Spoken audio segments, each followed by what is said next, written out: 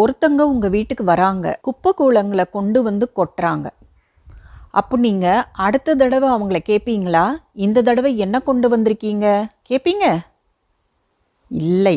எப்போ நாம் உள் உலகம் முக்கியமானதுன்னு சொல்கிறோமோ, அப்போது வெளி உலகத்துக்கு எவ்வளவு முக்கியத்துவம் கொடுக்குறோமோ அதே அளவுக்கு அதைவிட அதிகம் உள் உலகத்துக்கு கொடுக்கணும் இல்லையா?